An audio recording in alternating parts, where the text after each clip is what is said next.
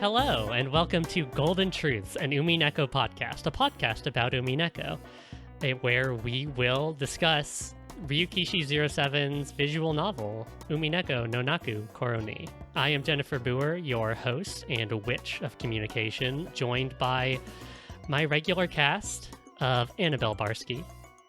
Hi, I'm Annabelle Barsky. I'm excited to talk about witches and murder. Isabelle Boyer. I'm Isabelle. Everyone calls me Izzy. I stream on Tuesdays. This isn't the time for plugs, but I'm still gonna say it. Okay, Gwendolyn Grace Hobson. Hi, you can just call me Grace. But I'm an artist and I'm a game designer and I'm furniture. I realize this is the CV corner. Hey. And last but certainly not least, Matthew Winter. I'm Matthew Winter, and drug-free is the way to be. God damn it. Why did you choose hugs, not drugs? So yeah, welcome everybody. This is, as I said, a podcast where we will talk about Umineko. Umineko, where do you begin with Umineko? A good place to start is, let's just say what's going on here. This podcast is going to be an episode by episode breakdown of Umineko. So we'll read an episode and then we'll cram into our virtual podcast studio together. We are not cramming into a real podcast studio. That is a very bad idea right now. Not to mention financially unviable. Yes, incredibly. And we're just going to talk it out, book club style. This is not a exhaustive academic reading of Umineko, nor is it like a detailed chapter by chapter plot recounting. This is us just kind of sitting around, shooting the shit, trying to, figure this whole thing out. Hey, Jen. It's going to be great. Hey, Anna. Could you explain, the history of Umineko and when they cry and everything to me? Because I'm a visual novel bozo, who doesn't know anything. Yeah, well, there's a lot. Umineko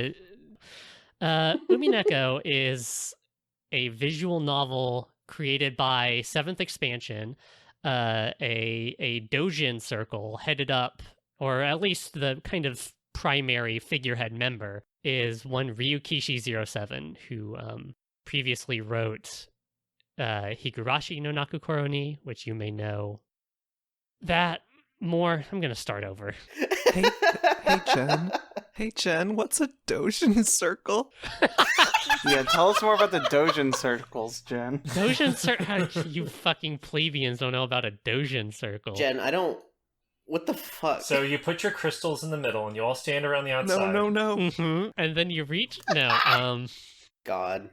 Good start. Yeah, it's great. No, Umineko is a sound novel released in the mid to late 2000s at Komiket, which is a very famous kind of Japanese doujin, or kind of indie is maybe a somewhat equivalent term in America, convention.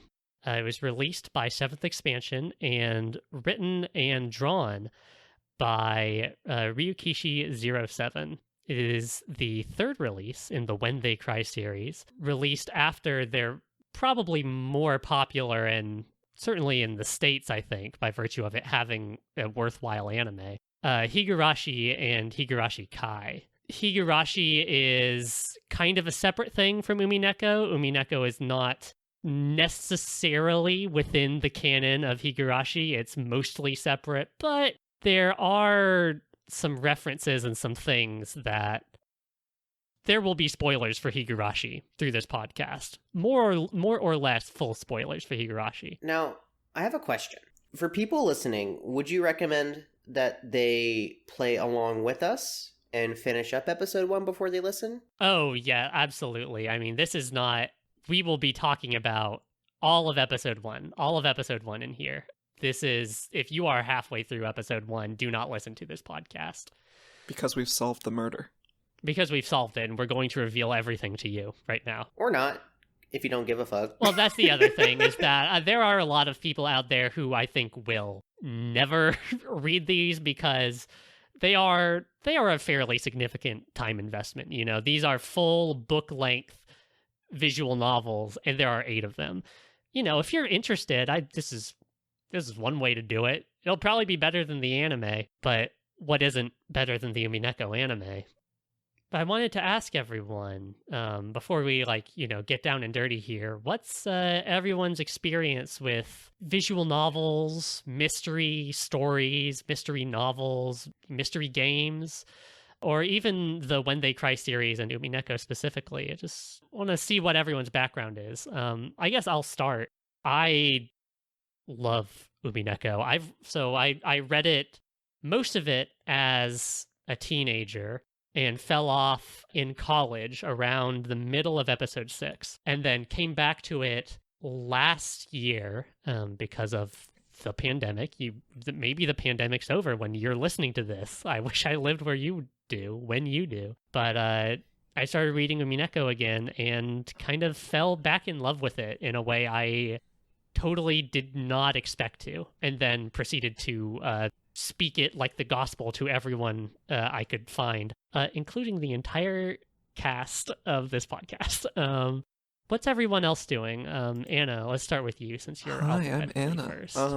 Again, and I said it earlier, but I'm truly a mystery bozo historically. It's so not my wheelhouse to examine mysteries or try to solve things or collect clues, anything like that. And additionally, I'm a visual novel bozo, so I have consumed no other visual novels really in my youth or my current life. Did you ever, you're a fan of the Ace Attorney Okay, series, right? Yes, I didn't know how technical you were going to get about it, being the Oh, no, Ace I'm a big bucket No, visual novel I believer. played the Ace Attorney games, but my approach was definitely rub each item against every other person, or scroll the little cursor up and down on every scene until it tells me I can press the button. I'm not a mystery solver at all. And I played a couple other VNs that are made by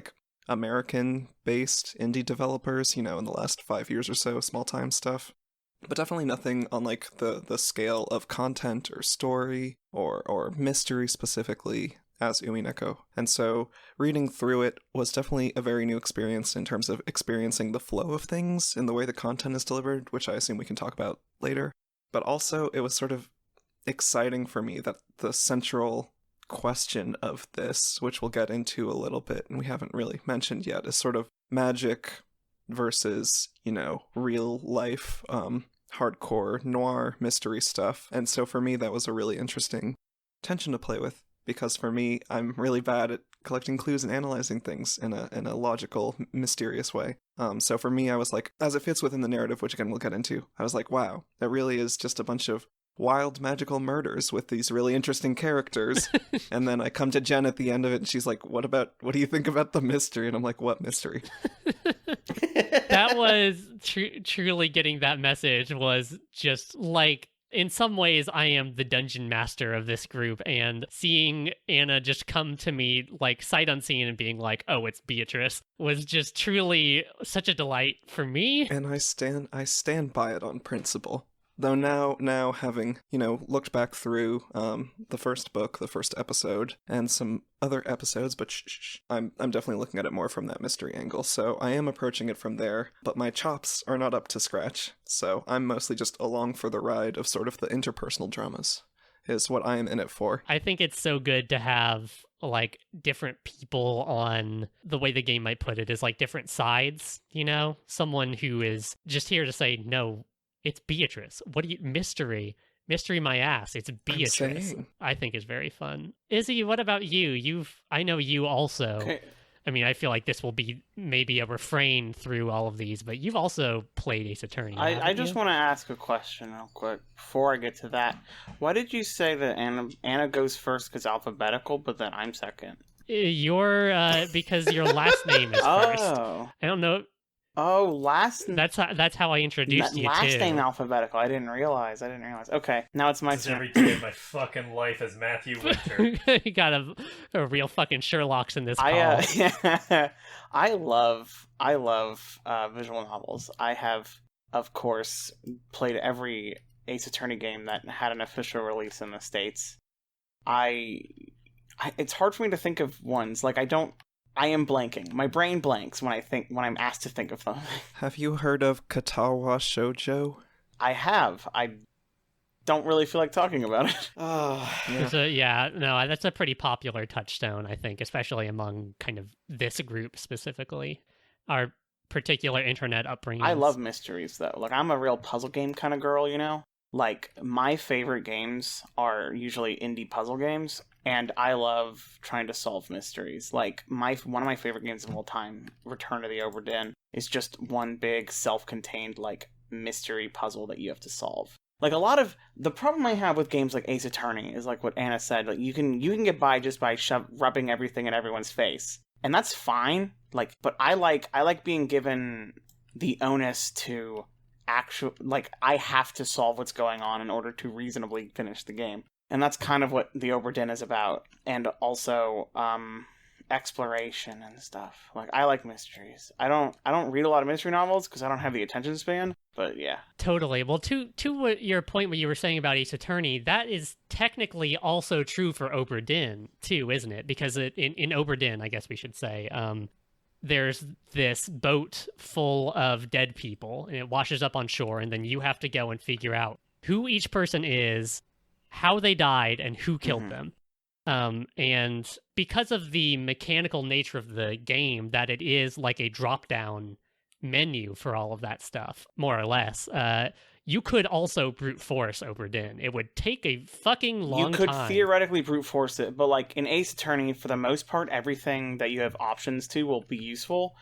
And by the end of the Return to Obra Dinn, there's a lot of options that are not touched. Totally. Well, the point I'm trying to get at is for Umineko, that isn't possible. You literally cannot brute force Umineko. There is no, this is a visual novel, but like I said, there's not really a, video interactive. I mean, there's an interactive layer to it, but it is not like... It's not like there's a gameplay element at the end that tests you to see if you got it. Yes. There's not a win state where it pops up and it says, you have solved the mystery, congratulations. Spoilers, I guess, but I feel like you could have guessed that. Grace. Hi. What do you know about mysteries? So, like Izzy and Anna, I've played Ace Attorney, but I've only played the first one, and I had a glancing of an experience with the infamous Katawa Shoujo, but other than that, visual novel-wise, I started playing an indie game called Coffee Talk, where it's like you're just listening to people talk while you make drinks for them. I'm a barista in real life and a barista in video games, apparently. I can't escape. But Umineko is the first time I've read any of the When They Cry series. I did see clips of Higurashi on YouTube when I was a young child, because thumbnails led me to anime violence recommended in YouTube at the time, but whatever. Spoilers for Higurashi, I guess. Oh, the spoilers will come fast and loose. We are fully... Please feel free. I will be spoiling Higurashi, quite frankly. But otherwise, Umineko is the first time I've had to read something this in-depth visual novel-wise, or at least, as far as, reading a thing on my computer goes.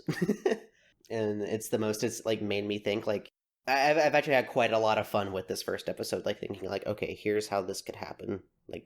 A, B, C, and D, or, for example, who knows? So I'm very excited to dig into the meat of this story, I guess.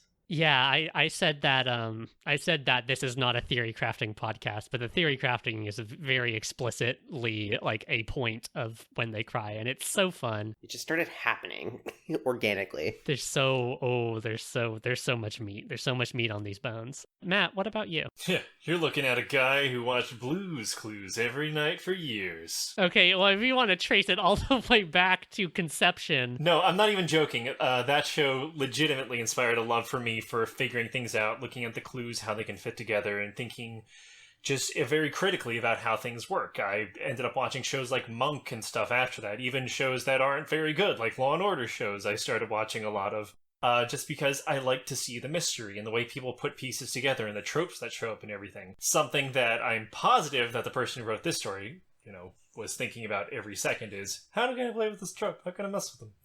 My favorite movie is Clue. I think Knives Out is a very good spiritual successor. And I am absolutely here for this murderous island. From my experience with the series, Higurashi no Nakokora ni, I watched that back in high school in anime club. Oh my god, I didn't know it was an anime club. Not the whole series. We watched the first episode because that was not the most violent episode of the series. Anyway, I watched that show back then, and it stuck with me super, super hard and super well, because it was really good. Like, the entirety of that show and the follow-up were exceptionally well done. I haven't read the books themselves, so I can't say how good an adaptation they were, but from my understanding as someone who just watched the show, real good. I enjoyed it a lot. And so when you put out the call, when you blowed on your mighty horn and said, hey, come enjoy some anime, I was like, alright. So I decided I would join you in your quest. And and for visual novels, Ace Attorney for me as well. I played every single one of them, including some of them not released in the US. Look at you. Criminal. I also played Doki Doki Literature Club, and that game freaked me the fuck out because I'm a giant weenie. This game also kept me up late at night and made me unable to sleep because I'm just the biggest baby. And I'm very excited to continue on. Looking forward to the biggest baby competition that will be happening in episode 2 of Golden Truths. Oh, one last thing. Mm-hmm. One last thing before we move on. Isabelle has like the biggest Rubik's Cube I've ever seen and solved it, so she's the biggest brain. Okay, yeah, that's that's true. Factually confirmed. I'm It's writing it into the lore right now. I own physically a 7x7x7, but I've also solved on a program a 19x19x19.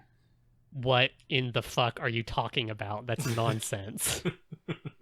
Oh, I remembered other visual novels I played. The Zero Escape series, amazing. Oh, fuck yeah. 99 Virtue's Last Reward, Zero Time Dilemma, amazing games, also mysteries. That game goes through great lengths to explain to you what's happening, but you're given a lot of time to figure it out. My other favorite mystery game is an exploration game. It's called Outer Wilds. It doesn't tell you how everything worked out. You have to figure that out yourself. Yeah, totally. I think Outer Wilds, yeah. Play it. Great It's like game. one of my favorite games. Awesome game. Ghost Trick's a good mystery game as well.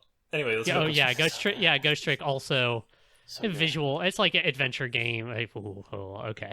This is what we're doing. Yeah, we all talk about Ace Attorney. I was playing Umineko kind of around the time that I was going through what I might generously call my weeaboo awakening, where I was playing Ace Attorney and then playing these games and like started like watching anime like purposefully for the first time. I don't know, it just exists in a very particular part of my life, and I'm so glad that I get to sit around and watch the mice I have assembled run through the Umineko maze, and I just get to sit back and rub my hands together and cackle. We are still getting cheese, right? We are the cheese. Well, you have to get to the end of the maze, don't you? Well, I can smell it, so it's there. Okay. Mm-hmm. Oh, I wanted to ask, what are some content warnings? Because Umineko is a fairly content warning heavy series, I think. So just to cover our bases. Child abuse? Yeah, child abuse, like familial abuse broadly. Brutal murder. Oh yeah, murder. Lots of like murder and like descriptions of gore and such. You know, we won't necessarily get into like the details of that stuff, but we will a little bit. Implied adultery? Goda. Goda, very Goda. big content warning for Goda. Mainly just for, like, Sexism out the ass. Battler's dad. Mhm. Yeah. There's like a lot of adultery. Like there's some implied CSA. Nothing happens on screen at all, but there's CSA? child sexual abuse. Oh, is that what that... Okay, sorry. No, you're good. No, yeah. Like that, you know, some of these might be kind of long shots and more dependent on reading, but some of them aren't. And I just, you know, let's cover our bases here. Sexual assault, just Totally, in case. sexual assault, just a whole lot. So please know going in, we will be talking about I this wish stuff. there was a nice way to say this that doesn't sound as dumb and fake, but rich people. Totally, lots Yeah. of rich. There are classism, like Ableism. That, yeah, all right. That sounds less terrible. yeah, Thank you. ableism, yeah, just all the whole up and down. There's, you know, this is a you know, a book series for adults, and so it touches on a lot of adult topics. Yeah, having listed all of those, I'll say most of them at least most of them are handled, critically within the context. They're not thrown around as jokes, except for maybe, some problems with the depiction of the main character, which we can get into and make critical incest. on our own. I forgot about that. Incest. Yeah. Yeah. Yep, alright, that's a good one. God. You hate to see it or read it. Well, I feel like we're fully primed. Let's go ahead and get into it. What do you say? Yay. No. Yeah.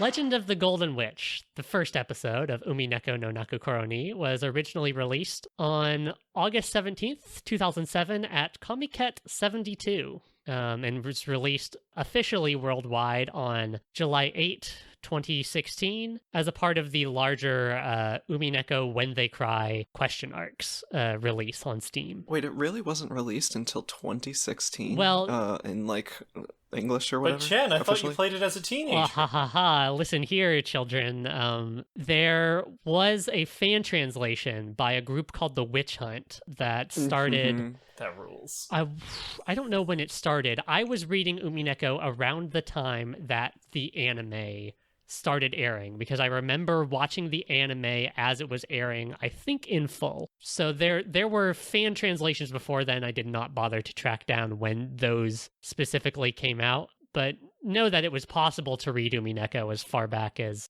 at least 2009, 2008 here in the States. The Witch Hunt group that did that fan translation went on to do the official translation Oh, hell yeah. for the official release, Oh. which I like quite a bit. Legend of the Golden Witch opens on... The opening narration is this, really, juicy, very lurid, description of this study where there's, occult imagery all over the wall and the thick smell of absinthe. And, the language is just very, what I might call sumptuous for this first bit. And we see Kinzo, who, this old man, very patriarch, grandfather of the Ushiramiya family, who is being served a drink by Genji, a servant of his, and is talking with Nanjo, his personal doctor. And Nanjo says, "Oh, Kinzo, you don't have very long left to live. You really should not drink." And Kinzo keeps drinking. And Nanjo says, well, you really should, write a will. And Kinzo hates it. He calls them handwritten instructions for vultures, which I'm all about the mood that Ryukishi sets up in this introduction. We love metaphors. We love metaphors. I love when rich old people are like, "Oh, these people suck so bad. Whose fault is that?" And I'm like, dude, they're your kids. Yeah, for real. Well, the Nanjo says it doesn't have to be just about your inheritance. A will can be a lot more than just about your inheritance. And Kinzo fucking flies off the handle. Just talks about everything belongs to him and he won't give it to any of his shitty children, even if he dies. And kind of this intro is very I want to say stereotypical, but I have not actually read a lot of mystery novels. It is stereotypical until he goes, "It's not all gonna go to my kids because it'll all be destroyed." Right. Yeah, why? Talk me through that. Why is it all going to be destroyed? "Oh, it'll all be destroyed and lost upon my death. Such is the contract I made with the witch." Yes, the contract he's made with the witch. Oh, he talks about Beatrice, the witch Beatrice. He says he has one regret. He says he wants to see Beatrice's smiling face one more time. Same. He goes off into another completely different... Yeah, same. There's...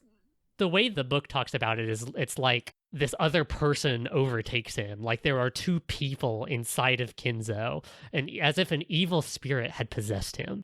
He screams to Beatrice, "You can have everything. You can kill me if it will make you happy. Oh, Beato Riche," he says. Just like that. Sorry, run that by me again. Beatrice On that is note, the name. We're just gonna call her fucking Beatrice, because We're going to be pronouncing it Beatrice. We'll talk. We might need to make some.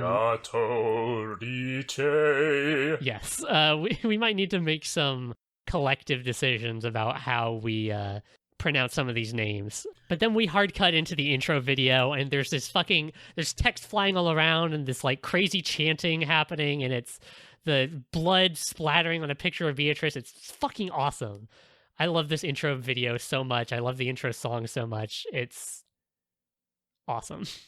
We get through the intro, and then we open on black screen the first day, October 4th, 1986. And we meet kind of the rest of the family. Can I say quick before we get into the family? I think that the choice of the date, it being 1986, is so fascinating because with everything that's going on in this freaking game, book, whatever, it feels so removed from time, in part because it's like a fancy old Western murder mystery mansion. So that puts it in a vague, range of 200 years or whatever. But I feel like the context of it being 1986 is so. I wonder why it's that specific, and I wonder if that becomes important, because to me it felt like it could have been many other times as well, and I wonder if that would have made a difference. I was gonna say on that note, the setting feels very contemporary in as far as things go, despite taking place in the 80s. Like, I thought it was like maybe early to mid 90s at least. I mean, obviously it's like a 5 to 10 year difference, but the 80s, access to certain items came very quickly. 90s going onward, that I didn't even think about the date that this took place on. Like, it just wasn't important to me.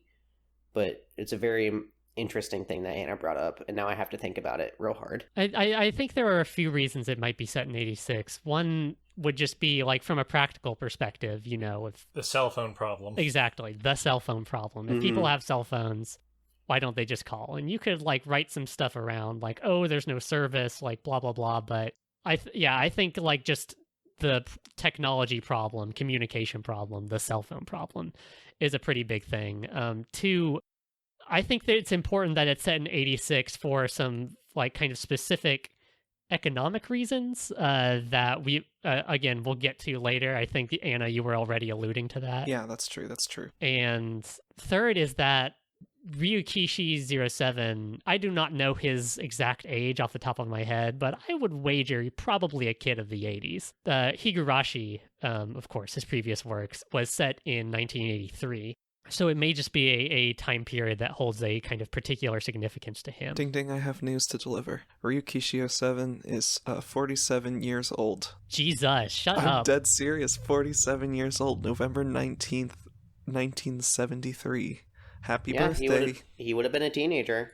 Yeah, he would have been sort of battler aged, huh? Mm-hmm. Remember, Umineko comes out in 2007, so like the 80s wave, as it were, is kind of, I mean, I guess I can't speak for Japan, but in America is certainly on the horizon.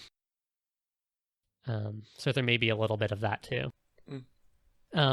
That's 10 minutes of discussion about the date I'm so sorry. screen. No, you're so right. It's juicy. We meet our protagonist here, our kind of principal guy, Battler Ushiramiya. He's tall. He's tall, fact. He's tall. His dad's a gamer. His dad is a gamer. That's a fact. His stepmom says his dad is always beating his meat when he's off screen. Yes, there's a lot of okay. That did happen. I feel all of Umineko in this virtual room we're all in right now. Battler, so yeah, he's tall. He's coming back to the Ushiramiya family after 6 years away for reasons, yet unspecified. He talks about maybe one of my single favorite lines of text from Umineko. He says, "My name is Ushiramiya Battler," but it's written in kanji, like even in the English release. It says, "My name is Ushiramiya Battler. Can you read it?" And the answer is, fuck no, dude. No, I cannot. It's so funny. But his name is literally the kanji for fight and then person, which... that's why I have a note that says, my name is Fight Person. That's... But it's pronounced Battler, and so all the rest of his family is also like this. There's his cousin George, who is his older cousin, turning 23 this year. Battler is 18? I don't have his age. 18. Okay, 18. yes, 18. George's mother, Ava, and Ava's husband, Hideyoshi, who Ava is a direct blood descendant, is part of the Yoshiramiya family in that way, where Hideyoshi married in. So that's why his name sounds like a normal Japanese person's. There's Kyrie, Battler's stepmom, because his birth mom died 6 years ago. Note that. And Rudolf, Battler's dad, who is also a part of the family by blood. It's one of Kinza's children. When Rudolf shows up, yes, as you were saying, Izzy, he does perform the Konami code on his ear, and I can't tell if that's just like, I'm writing Dojin for, an otaku audience, and I will do the Konami code, or if I'm supposed to know that he's a gamer. I don't understand that, but it sure does happen. When was the Konami code invented? I'm going to do research. Konami code Contra. would definitely Contra. be Keep out. going. Oh god, the Konami code exists by 1986. I can say that with certainty. So this is kind of the initial cast we're introduced to, and It was first used in 1986. Sorry. well, are He you sure? invented the Konami code right here, right across from Rudolph is some guy who's like, whoa, that's a good one. That's what he spent so long in the bathroom doing, just learning Contra. What the fuck? Why does this say 1986 really? Oh, yeah, the 1986 version of Gradius. Yes, I'm sure. There it is, the internet. He's a gamer. He's a gamer, period. End of statement. God. Everyone's waiting in the airport somewhere, presumably in Tokyo, to take a flight out to Nijima, which is an island in the Izu archipelago south of Tokyo, for their yearly family conference.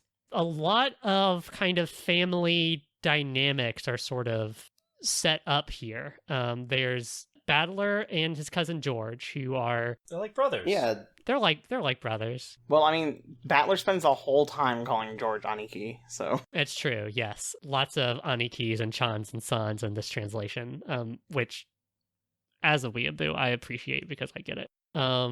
Battler's been away for 6 years, and the last time he saw any of these people was when he was 12 years old. And the first thing he does is this charade where he talks up, oh yeah, I'm all manly now. I'm like a guy and like a dude.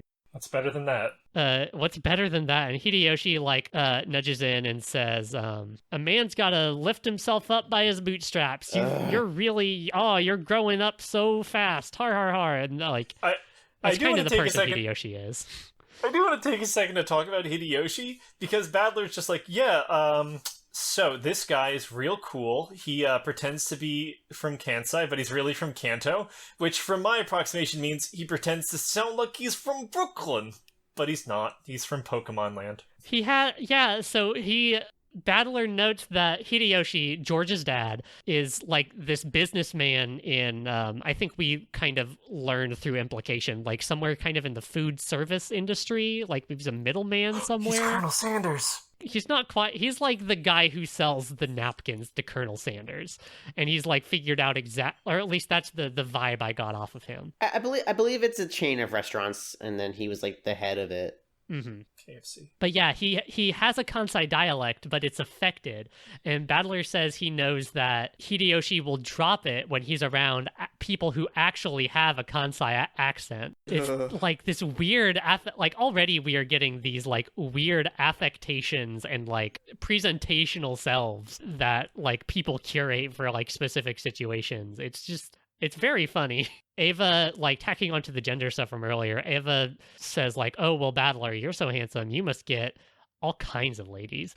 And, George never gets anything like that. And Battler's haha, my aunt and uncle are such kidders. It's just a lot. And then also Battler notes Ava can do sick martial arts like Chuck Norris. Yes, Ava does try to knock Rudolph's block off at one point, or threaten to knock his block off. But stops her foot an inch from his face. Yeah, did you know? Stopping a foot an inch away from their face is more difficult than kicking. It's great. Remember that next time I tried to beat the shit out of you? Kyrie and Rudolf are Battler's dad and stepmom, and you get the sense that with Kyrie, Battler has kind of a friendly relationship, you know? Mm-hmm. But with Rudolf, it does seem, even though they are, obviously he takes after Rudolf, there's from the way Battler described it, there's a little bit more of a strain on that relationship. I would even call it like an animosity on like Battler's end. Like he's very much like resentful of his father. Totally. We later find out that his dad may have been the way that it's phrased is he betrayed mom 6 years ago. Yes. And that's why I left. Yeah, we'll probably get more on that later, but that's what we know. Because, Rudolf, I guess we should say, Rudolf is, set up as this, kind of playboy kind of figure. A slut. He looks like an MS Paint drawing of Al Pacino. Yes. Oh, yes. Yes. The original, time for me to get on my soapbox. Please play with the original art. No, it's how he should look. Don't worry. It's so good. He looks... Oh. Mm-hmm. When we get all the characters introduced, I have a lot of stuff I want to talk about the art. Okay, yes. I as well. Well, then let's go ahead and say, while everyone is talking, Maria and Rosa show up. Rosa is the youngest of the Yoshiramiya siblings, younger than Eva and Rudolf, and Maria is her daughter, who is 9 years old. The first thing that happens upon Maria showing up, Maria shows up, she has a speech tick where she says, ooh, around all of her speaking. And the first thing Rosa does is immediately say, basically, hey, stop. Hey, remember, talk proper or whatever, which is a hell of an introduction for a character. Yeah, there will be much more to talk about with that. But apart from that, Rosa definitely has kind of a very motherly sensibility to her. Even when she's, chiding Maria, it has the feeling of, Now, children. your mom telling you not to open the bag of chips in the grocery store, knock it off. Exactly. Of course, that develops in a very particular way shortly. But when she's the vibe she has when she's introduced. So this group of people, they all get on the plane. Battler hates the turbulence. He hates all the shaking on the plane. And then we get this kind of, I guess you might call it an opening credits of sorts, the cast list, during their flight over to Nijima. Chapter transitions. It's 8 a.m. Can I say quick? Yes, Anna. Very quickly, I just want to touch on, I feel like it's wild that Battler is we all have these weird Western names. My weird grandpa wanted it that way, I guess. He demanded it for his kids and for their kids too, haha. And then that's never touched on again. I think that's very weird. It's really not. I want to also add on to that by saying he's everyone's name is so weird. My name is fucking Battler, and my dad, his name is Rudolph. That's we got true. some fucked up names in the house. George? I do, while we're talking about characters, I do want to mention, Maria's relationship to Battler, because the last time Battler saw her was when she was around 3 years old, I believe. Yes. So yes. This is the first time Battler has seen Maria as sort of a functioning person, if that makes sense. And even more so, it's the first time that Maria has seen Battler to her memory at all. Mm-hmm. Yeah, and as part of that, her whole thing is ooh, I don't trust strangers. She's immediately distrustful of Battler until George, who's the dad of the children, comforts her and is no, this is Battler. I trust him and you trust him too. And then Battler makes a funny joke and throws her up in the air or something fun like that. And she trusts him then. And then Battler and Maria become best friends because they're both mischievous assholes. Yes, exactly. Yes. Yep. That's exactly why. It's a good thing to bind. Speaking of mischievous assholes, 8 a.m., everyone is at a dock on Nijima for them to sail out to Rokkenjima, the island that they are all going to. And we meet there two more members of the cast. We meet Kumasawa, who is one of the servants for the Yoshiramiya family, and Jessica Yoshiramiya, who is the highest in rank cousin, the heir apparent to the headship of the Yoshiramiya family after her father. And Jessica's entrance is, she says, like, "What's up, Battler? It's been so freaking long," which is great. Jessica talks in a very, like, rough, speaks in a manner that is not the way that Japanese women are, quote unquote, supposed, and I cannot use big quotes big enough right there, supposed to talk like. Or even more specifically, what like a high class heiress of a family, child heiress. Yes, that's in good. in her proper private school uniform. You don't even know necessarily like who she is or what she's about, but she's wearing like this like suit jacket and tie and proper shirt and proper skirt, and she talks very rough and tumble for being someone of such high esteem. Very tomboyish. Totally. And Battler's natural first reaction to seeing his cousin, she's 18, she's about the same age as Battler. Nope, she's 19. She's 9. Okay. See, this is why we have a whole podcast here. But she's about the same age as Battler. And Battler's natural first reaction is to be like, wow, cool tits, dumbo. And Jessica's like, you bet, dipshit. It's... Well, actually, her response is, "I'm going to grab your penis," in response, if I remember my notes properly. Yeah, it's yes. No, cute little elephant song. It's just... This was happening all through the previous scene, too. The interactions between Battler and his, like, female cousins is the first thing that I was like, okay, I think this is gonna get kind of weird, huh? It's a lot. It's a lot. Battler kind of tries to defend himself later, and how much are we... This is something that will probably crop up more than once in the series, but how much are we meant to understand that as, like, something that the narrative knows is, like, a shitty thing to do? Not just, like, is a childish thing to do, which I think the narrative definitely thinks it's kind of a childish thing to do, but how much does it understand that it's, like, very bad is a question. I think it understands it pretty well. Like, okay, so this sort of introduction comes up one more time, and that's when a character we haven't been introduced to yet, Shannon, shows up. And he does the same thing because they have a similar, like, sibling-y relationship, but there's a different power dynamic there. And he's just like, wait, you're not gonna stop me? Like, he knows in his head, like, what the fuck is happening? This doesn't seem right. And the game is like, I guess the game's trying to make it clear that, like, the servants of the house think of themselves as furniture. Like, that's a constant word that comes out of their mouths that makes me feel like vomiting.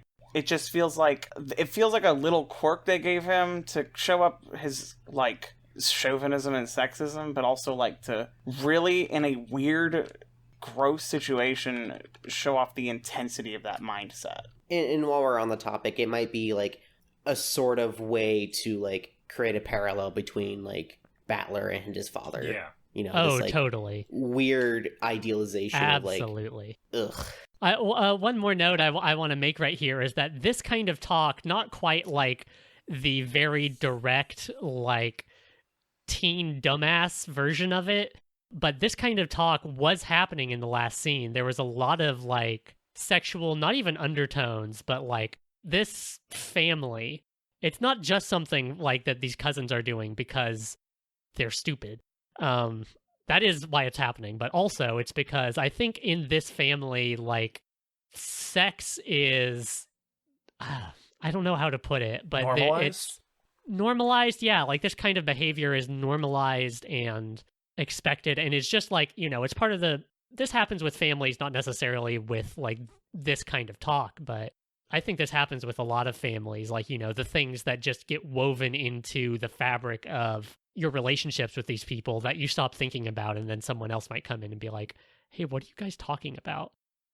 And it's very interesting to me, the way that already, like, even in what I think in the opening of this book, you read as, like, well, this is kind of weird, but, like, they're family, they're meeting back up again, for us, like, it's a different culture, like, maybe there's something going on there, but the further you get into the book, I think it casts these first few conversations in a very different light once you know kind of how this family is. Yeah, I wonder if it's one of those themes that'll like evolve as the story progresses and as we learn more. Totally. Enter Kumasawa Chiyo, who holds out her tits for Battler to grab. Why don't you try my tits, Battler? Battler, unfortunately, very sadly, turns her down, which is really the point that this book takes a complete nosedive. Kumasawa's great. I think she's like the worker at your retail job who has been there for 10 years and takes like breaks that are way too long and somehow never like seems to be doing any of the heavy lifting, but god damn it, you just love them anyways. Aspirational.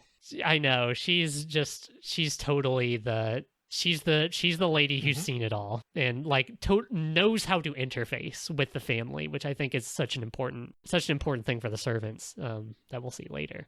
They all get on their boat, and Battler hates the fast boat ride. Again, he hates the shaking, shake, fall.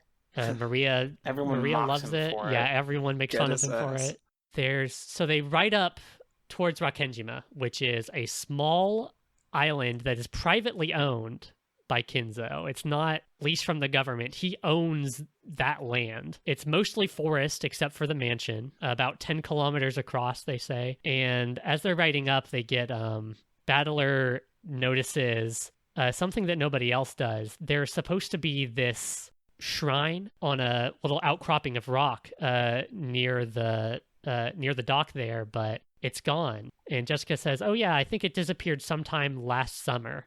Yeah, she's like, it probably eroded away and fell into the ocean. And then Kumasawa's like, no! Lightning came down from the heavens. Tells a spooky story. She does. She tells a spooky story, and Maria is like, "Oh shit. It's an omen of misfortune. Like she keeps saying over and over again, and very creepy vibes. Yeah, I want to cut in here because this is sort of the first of many of Maria's little prophecy moments. Mm-hmm. And I want to say how much I appreciate that character doing that. I feel like I said earlier, I was very much invested in the magic of the story as well. And everyone's trying to suss everything out. The relations, their interactions with each other, even before anything goes awry. And this is like the first moment where we're introduced to her, really sort of displaying some sort of supernatural connection. Whether it's real or not is totally up for debate. But her mother is sort of distressed by this and is like, quiet down, it's nothing. And it's not a big moment, but it is the first in a series. And I feel like it really sets the stage for her and sets the stage for Battler being sort of a little more observant than everyone else too. So I feel like those are all fun things that happen on the boat. On that note, yeah, they are definitely more the more observant of the characters. Mm-hmm. Yeah, totally. At the same time, like, you get the clouds are gathering overhead because there's a typhoon. I guess we should mention there's been like weather reports in the airport that there's a typhoon that's coming in. No big deal. Yeah, no big deal. Oh, typhoon on a secluded island with a Western mansion on it where a bunch of people are coming to talk about an inheritance. Pshaw. So they arrive at the island, finally, and we greet character number one. Hold on, favorite. Before we reach that mountain of a man, I want to point out that Kumasawa does pull her mask off a little bit and Kumasawa reveals herself to be a 7-foot-tall Russian man who has the philosopher's legacy. Named Volgan, because she says Kuwabara. She does say, just like Volgan say. I forgot. That's why, she does say Kuwabara. Yeah, the moment she said Kuwabara, I sent that picture, and you were like, oh yeah, that's true. And I was like, oh, you understand that she said Kuwabara, huh? I did understand that she said Kuwabara is an old Japanese, like a very old Japanese idiom, basically about like lightning striking or something, that is also associated with a character from Metal Gear Solid 3 named Volgan, who's a major antagonist, who also has lightning powers. So, oh my god, thank you for explaining that. Y'all have been making that joke for the past hour and a half. I've been sitting here like an asshole. No, listen, keep everyone I'm on right the there inside. with you. I did not know what was happening. What this means is that Kumasawa secretly has lightning powers. Oh, shit. So, from that very dumb tangent, let's go over to everyone's favorite. They arrive on the island, and wouldn't you know it, Goda, another servant for the Ishiramiya family, is there to greet them. Goda is, like, I wouldn't call him a slime ball per se, but he's certainly, how would everyone else... What are words? What words? He's a What's in the brute and a name? coward. Somehow This guy's a fucking asshole. Shithead. He is the kind of person who will drown someone else to keep his head above water without a second thought. I hate him. The dude's like 7 feet tall, and this little twink drops a huge bag of manure on the ground. He's like, pick it up. We have not gotten to the twink yet. Please, hold the twink for yet a moment longer. Hold that Twinkie.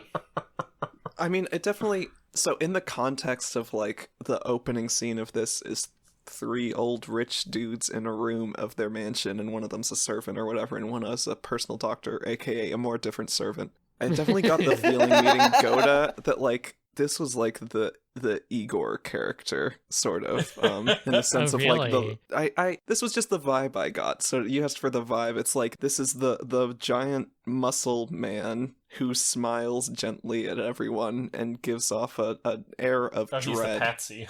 at all times. He does have a very patsy-ish vibe to him, absolutely. Yeah. He's like they said he was hired like 2 years ago. I think that makes him, as far as we know, the newest servant on the island. Yeah, that's it. And he fucking sucks. In the retail metaphor that we're working with, he's the guy who takes all the breaks, but he's new there and he hasn't earned that right yet, and he keeps constantly pushing his work onto you, and like at least Kumasawa fucking like is cool about it. Goda's just a fucking schmuck. He is like destined for middle management is the vibe I get off of Goda.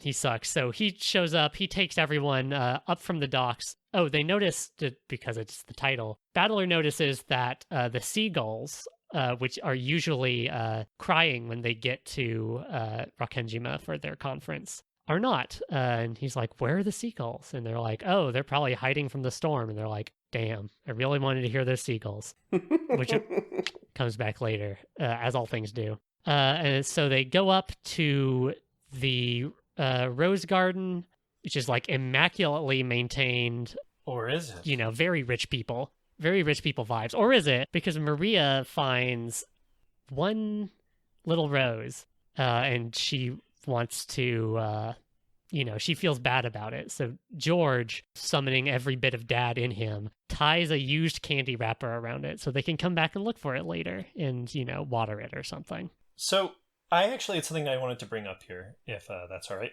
Yeah, please. I wondered at this point, because everyone seemed so happy with the garden, and I think there were references to it being something that made the adults think of their childhood, with it being a garden of some importance to them. But I was wondering if maybe this is why the family conference is held in this month, in such a dangerous month as typhoon season, is just because this is when the garden would be in bloom, the rose garden would be showing properly.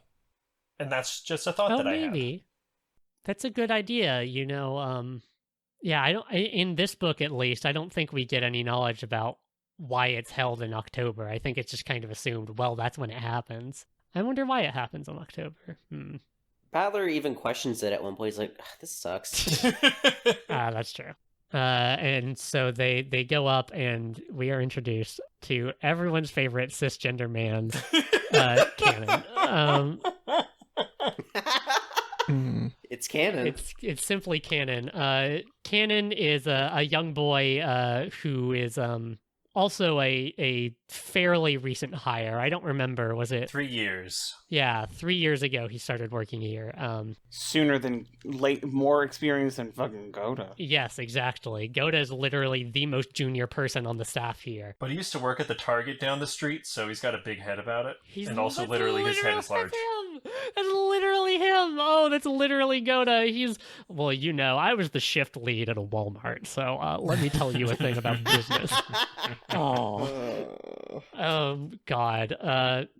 I hate Goda. Yeah, Goda sucks. Well, one of the reasons Goda sucks is because Canon is like, he's a little shy, and he's like not really, feeling the whole, hi, here's the entire family thing. And Goda like in the way that a servant might talk shit about another servant in front of the family. He talks a little shit about him, like, oh, haha, Canon, you should be a little friendlier to our guests. And Canon says, I can't be friendly because we are furniture. It's the first time we hear that. Jessica tries to cover for him, and it's just a mess. It's just truly a mess. I think it's pretty clear that like Jessica probably doesn't like Goda as much either. Oh, totally. It is very, very clear that the parents, who we haven't met yet, her parents, love Goda, and no one else likes him even a little. I mean, he's, for all the shit we talk about him, I cannot believe we've talked this much about Goda. For all the shit we have talked about him, he is, like, very competent at his job, and he's, like, showy, and, like, for this specific circumstance, the family conference, he's a great chef, it makes sense why he would be here. He does just also suck eggs. I think it's notable during Canon's introduction, to get back on Canon and away from everyone's least favorite schmuck. Please. He is bringing fertilizer to the roses to keep them extra beautiful during rose season. And he is so small and ineffectual, so he drops the bag of manure. And Battler steps up, sort of without any prompting. He outwardly postures it as like, look how manly and strong I am. I can help you out, Totally, Canon. that's totally the read I got on that. Is how he postures about it. But still, like, selflessly, without any prompting, he chooses to go over and helps pick it up. So you get the impression that Battler might also be a rich son of a bunch of rich assholes, but he sort of thinks of the little guy, TM. Totally. I mean, he has a little self-reflective moment on the way over, talking about, like, the nature of being a rich person, and, like, you get the sense that he's at least a little self-aware about it. Like, he is still firmly, like, a rich guy. But he has been distanced from that for 6 years, at least. He's been living like a human being for 6 years. So that is true. At least yeah. During probably the most important years to formulate your sense of self, he wasn't rich. Mm-hmm. So that's nice. Yes, he was living with his birth mother's parents. Yeah, so his maternal grandparents. And then they both died. That's why he came back. Like one right after the other, too. It's rough. Poor Battler. Yeah, so now he gets to be here during all this.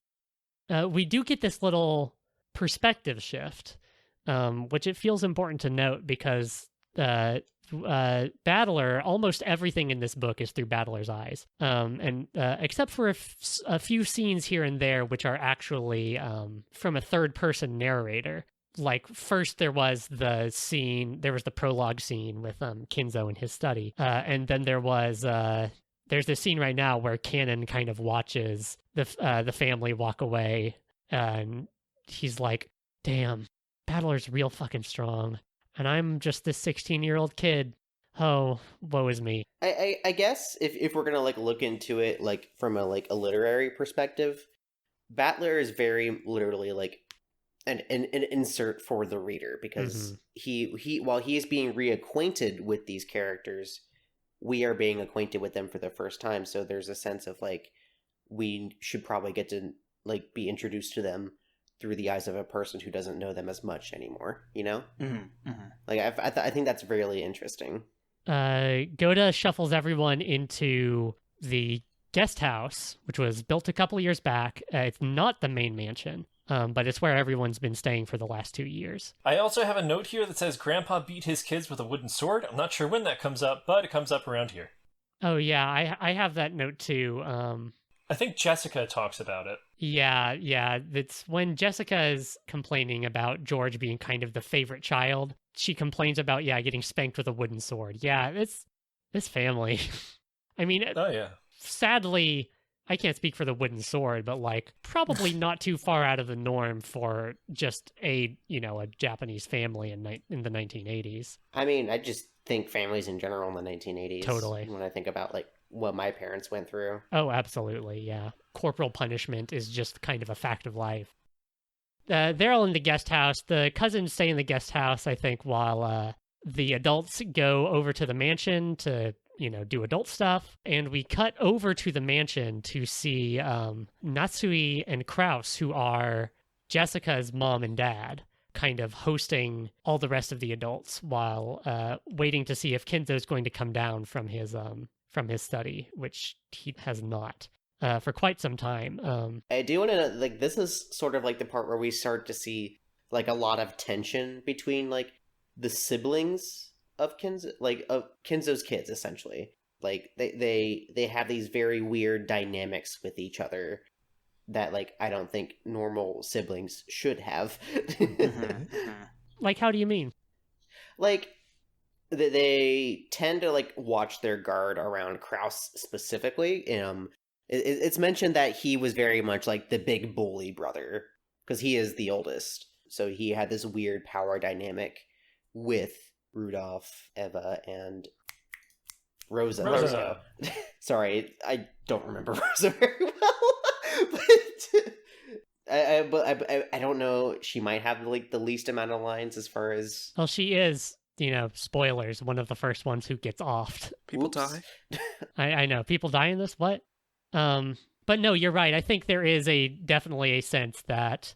I mean, this comes back later when we literally see everyone's status at the dinner table, but that the Yoshiramiya family is very firmly patriarchal. And so an oldest brother would hold a lot of power just in that relationship, especially when that oldest brother is kind of the acting head of the family, because Kinzo is, more or less MIA. He's like he's like locked up in his study for all of time. Who have we not met yet? I think the only person we haven't talked about is Shannon. Shannon, and we haven't properly met Genji or Nanjo. Let's just go ahead and talk about them here. Shannon is another young servant, along with Cannon, that works at the servant household. Yeah, she is Cannon's sibling, sort of. Kind of. They both come from the same orphanage, I believe, the Fukuin house. Yes, all of good that news. is hinted at, that many servants of the house over the years have come from the same place, and that's very confusing and unexplained. Yeah, Cannon and Shannon, those are not their actual names. That is, like, their working names. Again with the weird naming thing. They both have the same kind of suffix on their name, and that's explained that, well, they're both from the same orphanage. And it says specifically in Canon's tips section that there are other servants with the ON character at the end of their pseudonyms, excuse me. They just happen to be on duty. There is also Genji, who is Kinzo's kind of personal servant, the head servant of the household. His life companion. Yeah, essentially, kind of his, like, life companion, like... I think those words are used exactly. It's very like that. You never get there's no, like, explicit mention of any kind of relationship, but... No, yeah. It's not explicitly denied either. He's kind of like something of a father figure to Cannon and Shannon, sort of. Definitely. Mm-hmm. And he has, like, the closest access to Kinzo, including the only key to his study that is not held by Kinzo himself. So clearly, like, a very important person. Yeah, kind of the only access to Kinzo. Other people at other times try to get in touch with Kinzo through his thick study door, and he doesn't even respond to them. But he always responds to Genji. Yeah, totally. And there's also Nanjo, who is Kinzo's personal doctor, and basically exists to, like, show up and say, like, oh, that Kinzo, I don't know how much longer he's gonna hold on, but... He spends the whole time being like, yeah, I don't know what you want. 3 more months, huh? Just keep waiting, man. 3 more months. It's probably going to be fine. He does have another job that he does, which is, yeah, that's a corpse. Yep. That person probably is most likely dead. You seem to forget he plays a lot of chess. He does play a lot of chess. Also, another important Nanjo fact. Well, chess is very present throughout this whole story. But he plays a lot of it. Nanjo plays a lot of it. Kinzo plays a lot of it. Genji plays a lot of it. George plays a lot of it. Does he? George play a lot of chess? He brings it up. He says that he beat Nanjo at chess. Oh, well, there you go. Yeah. Which I think, kind of going back to what we were talking about at the very beginning of the podcast, the kind of game board metaphor is very strong there. It even comes in literally with some of the logic that goes on. So that's kind of the whole cast. Well, Kraus and Natsui we didn't really talk about, but Kraus is the older brother. We did talk about him. We did not talk about Natsui, who kind of comes out as, like, apart from the cousins, kind of the main character of this book. She's not of the Ushiro Miya family by blood. She is long-suffering. She always has a headache, and is... Her life is a nightmare. Her life is kind of a nightmare. She's constantly trying to defend like the honor of the Ushiramiya family, which she was brought into. She feels like basically that her birth family doesn't exist, and she is an Ushiramiya. But because she is, one, like a spouse in the Ushiramiya family, she married in. Two, a woman in the Ushiramiya family, and three, a woman who was not able to give birth for a long time. Her like status, despite being like the wife of the presumed head, is like really, really low, especially with Ava. And so there's kind of this double world set up. Like there's the world where the family the family is talking about the inheritance and like a family talking in the ways that like a rich people family does, but there is the underworld, which always exists, where Natsui, because of her inability to bear a child, that's until she has, Jessica much later after Ava has George, is basically like disgraced within the family, even though no one wants to say it out loud, not even Kraus. Yeah, there's a lot of two-sidedness in the story and in the family dynamics and in the children's relationship with their parents. Sometimes they're joking with them or they get along with them in a certain way, and sometimes they don't get along with them as well. I think you could, I won't, but you could like go through each child and parent and say like the duality of their relationship, or like the Ushiro-miya family in how rich they are and how refined they are, but how truly poorly they treat their servants. And that's normal shitty rich people stuff, but still it's another duality. It's sort of a family of dualities and a story of dualities. Totally. I think that's really cool. Oh yeah, I will say Natsuhi is one of my favorite characters. In fact, my favorite character from episode 1. Yeah, me too. My favorite character is Maria. Yeah, me too. It's That's a tie. fair. I mean, it's not a joke. I love Maria. No, you're correct. But she was very much like the underdog of this particular story. I actually started off not liking her when she was first introduced because I thought she was very stuffy and a little too prideful for her. But then you learn more about her and how she reacts to things, and I'm like, oh my goodness, Natsuhi. Natsuhi's one of the best ever, for sure. She has a rich inner world. She has a lot of deep emotions. But yeah, when you first meet her, she's like literally like, Jessica, can you be normal for 1 second? Can you be refined? Kress is my sexy manly husband. He's a good guy. God, I have such a headache. It's like the name of my husband. Yeah, she's really annoying. Yeah, totally. One of the first things she does is she tut-tuts Shannon for responding to Hideyoshi when he says like, man, Shannon, you're growing up to be a real beauty. Ugh. But Natsui gets, and Shannon says, oh, thank you, sir, like a servant would. And Natsui gets mad at Shannon for responding, not at Hideyoshi for instigating. And then Ava comes in and like uses that as an in to launch another like very coded barb at Natsui about how long they've been waiting for the tea, because if, the status of the servants is kind of a reflection on the status of the lady of the house, because she's in charge of that stuff. And those two are really just going at it all the time, huh? Those two are going. The Ava Natsu is incredible in this one.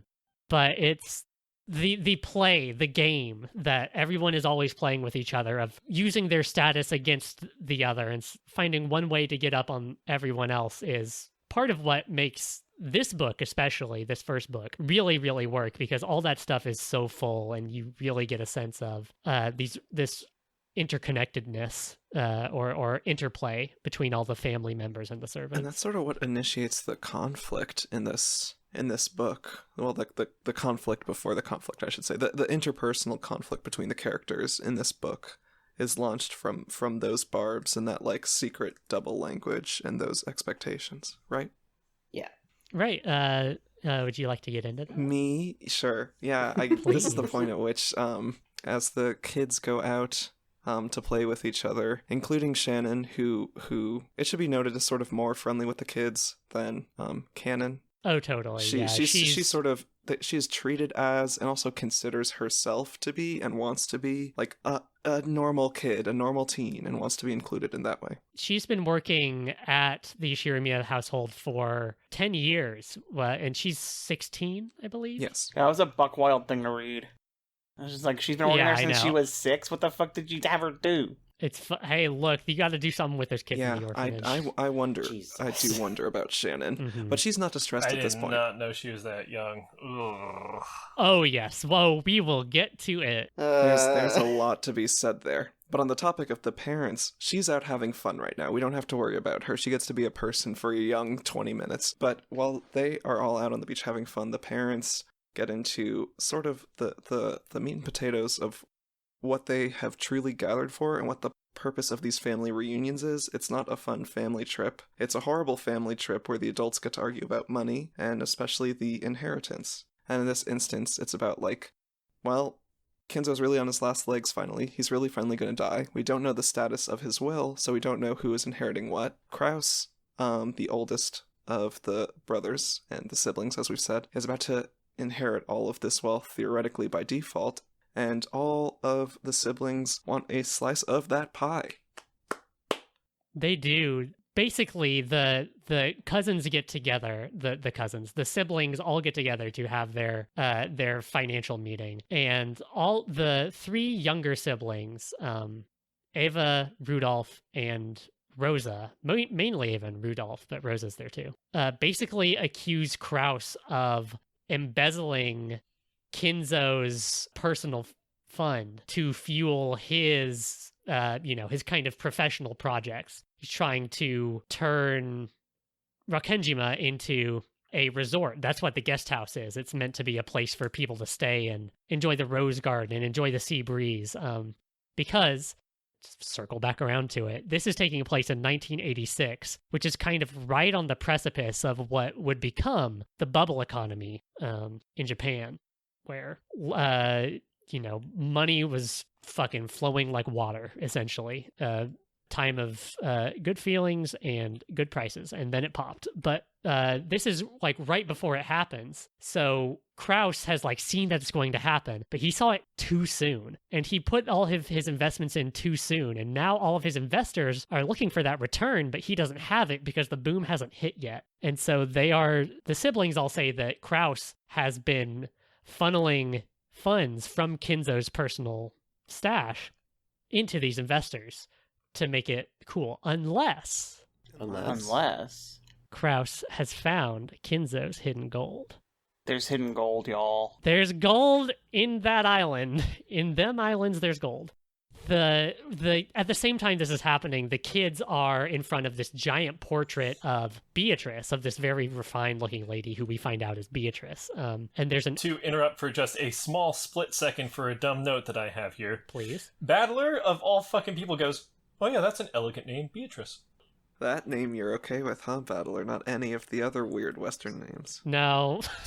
Fucking dude. Oh god. Yeah, he's just like that.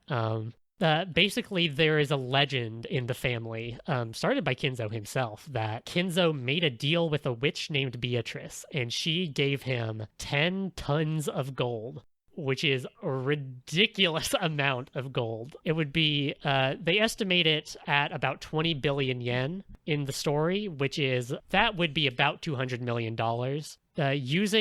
I went and did some math myself. 10 tons of gold today, if you just had 10 tons of gold and you wanted to say, make this money, would be $600 million, which is a ridiculous... That's only a fraction of Jeff Bezos' money. That's the thing, is that we do live in a world of billionaires, and nearly trillionaires. So it can get kind of lost how much fucking money $600 million is, but that is still a very sizable amount of money. Yeah, and the whole myth is that he was just some random fucking nobody, kind of, or they had been of modest wealth, the family or something at one point, but then he made his fortune through the gold of the witch. it's even more fascinating than just that, because it's not that he, like, spent the gold bars or anything. He kept it, showed the gold bars to people, and said, I got a shitload more. And Totally. that's my collateral. Literally. So I'm never going to spend a single penny of this gold, this gift He from the did not witch. show gold bars. He took one gold bar and showed that, being like, hey, y'all. I have this gold. I have 10 tons of gold. Check out this one gold bar. Check Yes. out how weird it is. Look, it's not even stamped with anything except this cool symbol. I mean, apparently they did test it? Question mark. It was 99.9%. Right, so there's pure. at this point in the story, there is question about whether this gold even exists. Though later, Kraus shows Natsui like the gold bar gold that bar, Kinzo yeah. shopped around, and it's like, you know, it's got no markings on it. It doesn't have any like particular like a mint would have left a stamp on it. There's nothing like that. There's just the one-winged eagle, which is the, you know, the symbol of the Yoshirimiya family on it. So, I have a question about that symbol. Do we know if that symbol was the symbol of the family before or after the gold? That is such a good question. I wonder that too. It's a good question. I mean, if you got 10 tons of gold and it had anything on it, you would probably be like, yo, this is me now. Like, because a lot of people are like, that's the Urish, or that's the family thing. That's the family symbol. And all I'm thinking is, that might be the Beatrice symbol. That's what I Maybe. was about to ask, because I also have a feeling that that's what it is. I mean, well, in her portrait there, Beatrice does have a lot of like fine detailing on her dress that is like kind of similar to the one-winged eagle, but it's, you know, it's not actually, she's not actually wearing it like some of the people in the family and among the servants are. But basically, the siblings say, look, if you found Kinzo's gold, you can just give us some of that gold and we won't fucking talk about anything, which is obviously a ploy. They don't care if Kraus found the gold. They just want money out of him right now. And Kraus knows this, and Kraus spins it around and says, aha, you think I need money? I know you need money. And every person in the family, more or less, has some problem. Hideyoshi needs to buy back a bunch of stock in his company. Rudolf needs to settle a court case in America. Rosa, like, co-signed on, like, a bad loan or something. That one's a little less clear. But basically, and the book goes out of its way to say this, that basically everyone, more than anything else, they want a lot of money right now. Yes, I love that refrain. So good. And it's not like Kraus doesn't need money. It's just that he needs his money slightly later It's a than bet, they do, you know? so he can screw them all over. So that part kind of comes to nothing. But the cousins, meanwhile, are looking at the epitaph. Underneath Beatrice's portrait, there is an epitaph listed. The first mystery. Kind of the first real mystery. Does someone want to read it? Anyone? I would love to. Please do. Behold the sweet fish river running through my beloved hometown. You who seek the golden land, follow its path downstream in search of the key. As you travel down it, you will see a village. In that village, look for the shore the two will tell you of. There sleeps the key to the golden land. The one who obtains the key must then travel to the golden land in accordance with these rules. On the first twilight, offer the 6 chosen by the key as sacrifices. On the second twilight, those who remain shall tear apart the 2 who are close. On the third twilight, those who remain shall praise my noble name. On the fourth twilight, gouge the head and kill. On the fifth twilight, gouge the chest and kill. On the sixth twilight, gouge the stomach and kill.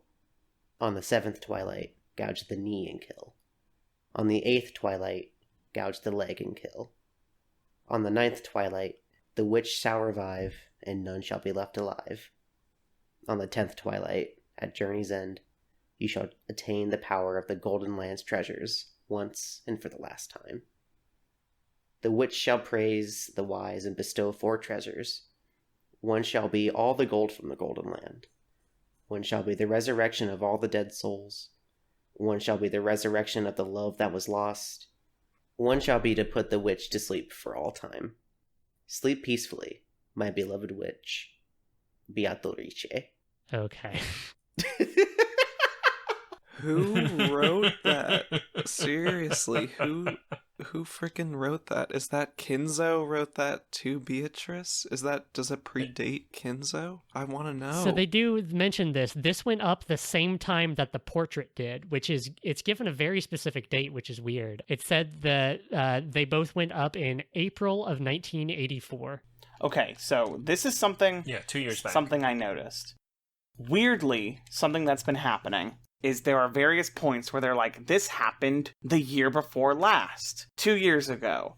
That was Goda. That was the painting with the epitaph. That was the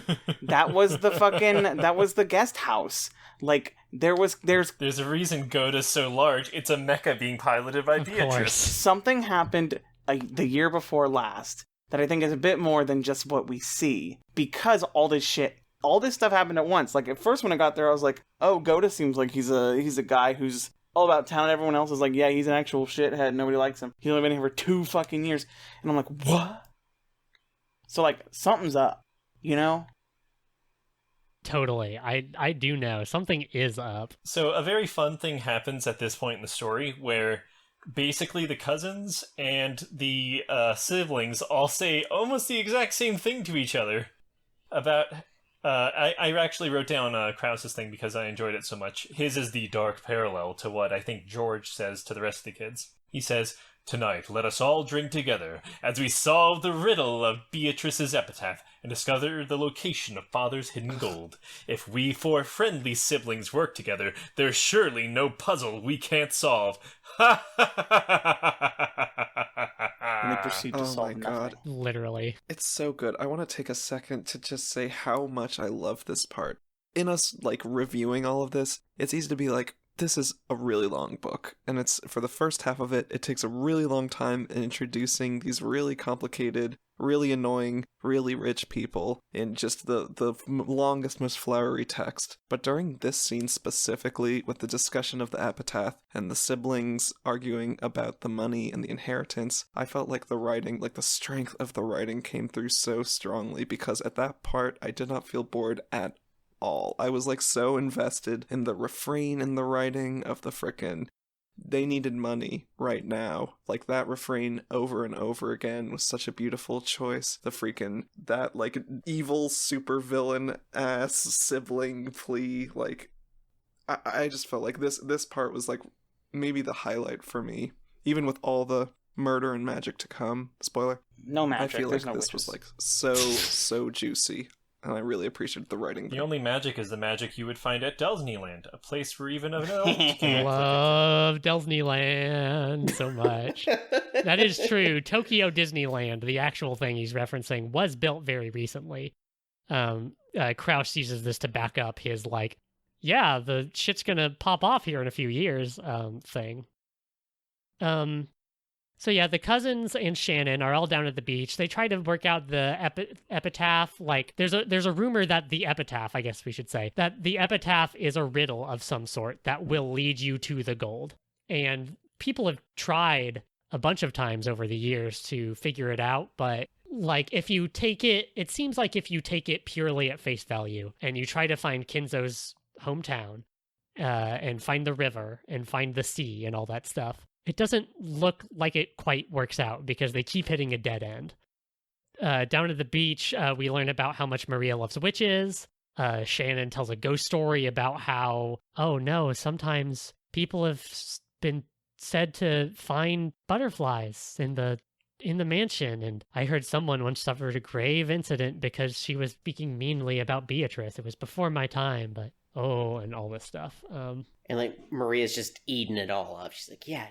She loves it. Fucking love Maria. Jessica and Battler are being shitheads about it. And George keeps having to kind of whip them into shape, and they all have to work together to calm Maria down when Jessica and Battler, like, laugh at each other about, like, witches can't be real, which is very, very cousins. I love Maria. Maria's the fucking best.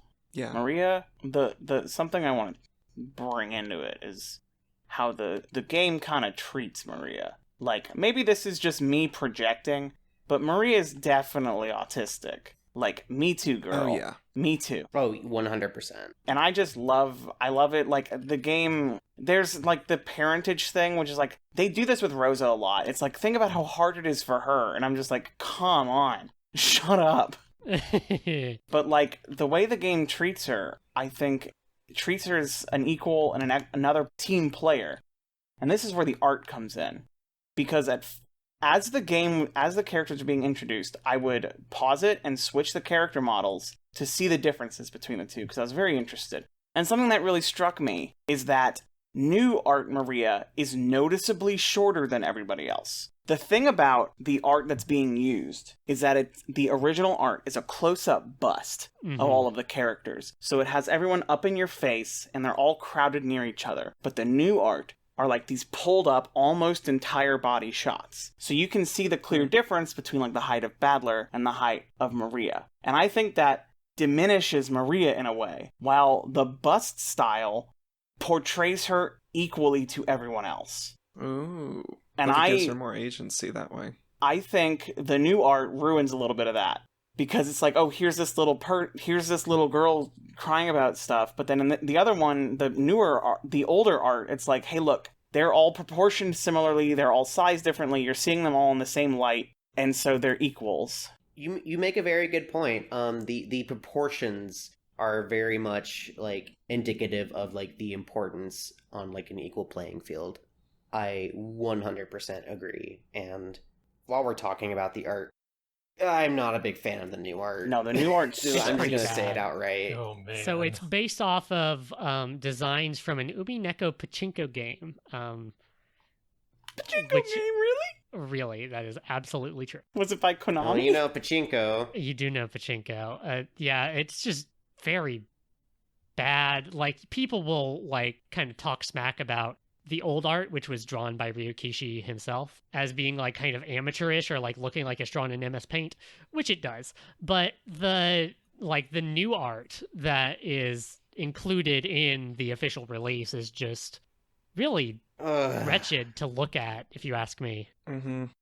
It does not capture the emotions nearly as well as the old art. Like, say what you will about anything, but like, it's the exact same deal as Tails Gets Trolled, where, sure, it's not the most well-drawn shit in the universe, but the expressions? There's so holy much shit. meaning in High Shovel that will never be contained. That could not be contained in a more proficient drawing of it.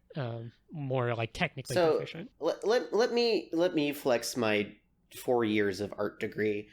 The character, like, expressions and the overall feeling of the character illustrations along with the text are extremely, and I think everyone can agree here, extremely heightened by the fact that they are also drawn by the author. Mm-hmm. So they are used at very key moments with the express purpose of the author's intent. Totally.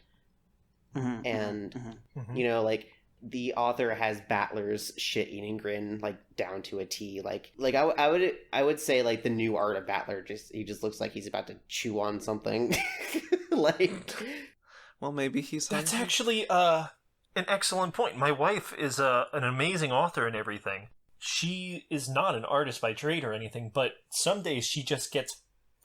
there's no other real word for it, but she just gets possessed with the desire to bring a scene from her story to life. And it's not, again, the most technically proficient drawing in the world, but you can feel that this is exactly the way these characters' faces are supposed to look in that moment, because that's what she's focusing on. So yeah. I love the original Ryukishi art. I am a total simp stan, whatever S word you want to use. I just think it's so good. Yeah, the expressions are so good. I have been championing it all along, and I'm very glad everyone else feels the same way. Like you were saying that you preferred the old art, and I started the game with the new art, and I was like, "Ooh, this is pretty snazzy." And then I switched to the old art to look, and I was like, "Oh, that's kind of gross." And then I stopped reading it for 2 weeks, and then when I picked it back up, I was like, "I'm gonna read it with the old art," like Jen suggested, and I was more drawn in. Like, it was still the boring introduction section, but I was like, "Oh, this is weirdly better to read." They just feel so much more alive. Totally. With the Can I talk about one quick thing in character design? Yeah, sure. So, obviously there's a chess metaphor going on through this whole game. And it just dawned on me while we were talking about everyone here that there's one character who is actively wearing a crown throughout the entire game, and that is Maria. The best character. Mm-hmm. Yeah. So is she the queen or the king? I don't know. You've beaten the game. Why are you asking me? Anyway, Well, it is designed more. It is designed more like a chess king to be a narc, to be a Chess bozo. Master Anna? Sorry? Is this real? Yes, yeah, I know everything, like how to move a pawn Holy forward. shit. Yeah, no, but it's to signify that Maria's the best character. And that's all there is to it. We'll see. Well, Izzy, what you were saying about Maria being autistic, I think that's so... I think you're so incredibly right. And I want to, like, did Ryukishi intend that reading when he wrote it? Like, was he literally trying to write an autistic child when he was writing Maria? That's, is a question that some people might ask. And I want to say that whether or not he was, like, even if you think that he wasn't, I think that it's kind of, if you ask me, it's kind of impossible to not read that into Maria. Just like the way that she walks, the way she is treated by other people, like Her little tics, her obsessions, like, I feel that, buddy. Mm-hmm. I feel that. Mm-hmm. Mm-hmm. Special interest. yeah, like Mhm. the position that she occupies, whether intentionally written as like specifically autistic, is certainly like some sort of maybe what we might call neuroatypical child, or a child that doesn't fit in. Just I think that's such an astute reading of her character, and I just wanted to draw more attention to that, and to people who might say, "Oh, well, that's not exactly what Ryukishi meant." I should say that Ryukishi worked in child services, I think, for like almost a decade, or around a decade, before writing Higurashi, his first kind of breakout work. So this is not like, he's not stupid about kids. He knows how kids get mistreated, and he knows what kind of kids tend to get mistreated. Yeah, his whole list. I mean, I haven't even read it, but his whole book before Umineko was about traumatized kids. Like, and even in sort of the interactions between Rosa and Maria, which are sort of limited in this one, but even in a little bit of just what she says in this book, where she's like, you shouldn't be saying this now. You're at that age. You should have like developed beyond this point, or like, this is why you don't get along with other kids. Is like the sort of refrain that comes up with her. It almost is explicit, who knows if it was meant to be autism, like the diagnosis specifically, but as someone else who is in that world, I mean, I felt a kinship too, and I've definitely thought of it as being explicitly coded in there as some sort of intense neurodivergence developmentally. I just wanted to note that to kind of ward off, and like, there's some people out there like, well, that's not the author's intention. Like, well, one, I think it was, and two, whether or not this was his specific intention, like, we are readers in our particular... Art's a conversation. Yeah, art is a conversation, and this is us talking back, and yes, all to my eye, that is, Maria is unmistakable as an autistic child. I do want to say thank you for bringing up his history with child services, because I did not know that, and I was very cynical with like, there's no way but like, okay, he knows how kids can be. That makes sense. Exactly. Like, me reading it, I felt like she was a pretty good. I really identified with the autism in her, and I didn't feel like it was playing it in too bad of a way. And like Rosa's interaction was like, I mean, it made me hate Rosa. Like, at first I was like, Rosa's my favorite because she seems to be the least shitty one. And then all of a sudden Rosa did that, and I was like, oh, Rosa's the worst one. Oh, what a... Well, there's so much going on with that. Like, there's so many different angles to come at this. So, okay, so the cousins come back up, and Maria tries looking for her rose that George marked for her earlier, and she can't find it. Mm-hmm. And she gets really upset about that. And Rosa comes out after, being in this very intense financial discussion with her siblings, and basically can't handle Maria, throwing a tantrum right now. And she fucking hits her. She fucking hits Maria like multiple times, and Battler tries to step in, but then George says, no, Battler, we can't really, sometimes kids, it's just a matter between parents and Rosa goes off on Battler. It's like, you don't know it's my child. I don't know how to raise my child. Are you going to just let her get bullied by, and it's this whole fucking thing. It's like, oh, it's gruesome. It's a total turning point in the narrative where there's been like, the undertones, the siblings like talking at each other and like kind of the grossness starting to seep up. And then it comes out and, forgive me, but like literally hits you in the face with it. It's brutal. It's so brutal. So yeah, there are so many different things to talk about with this scene. But one thing I wanted to talk about pertaining to our previous discussion is the way that I think the book has some amount of, call it sympathy, call it understanding for Rosa. I don't think it has any sympathy for what she's doing. Like nothing about like the setting, like the wind is whipping about. There's literally a storm happening, and Maria is like in tears, and the cousins like awkwardly shuffle away. I don't like to your point. I think this book like really likes Maria, really loves Maria, and loves who Maria is, for who she is. And I don't see this act as anything other than like at best like kind of a like tragic, in the sense of like a tragic flaw that Rosa has, that she fucking beats her kids, is like the most. Sorry, just no, really, like the Her most Shakespearean flaw. For real, like it's devastating. This whole sequence. It pissed me off so much. And then Rosa fucking the other cousins leave.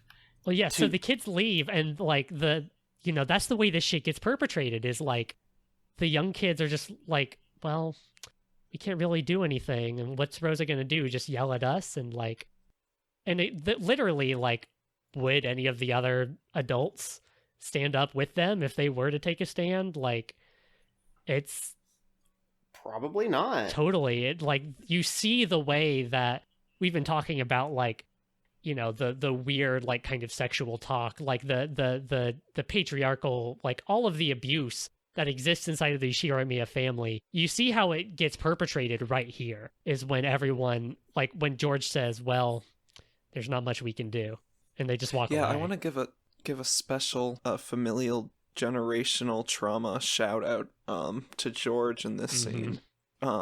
George.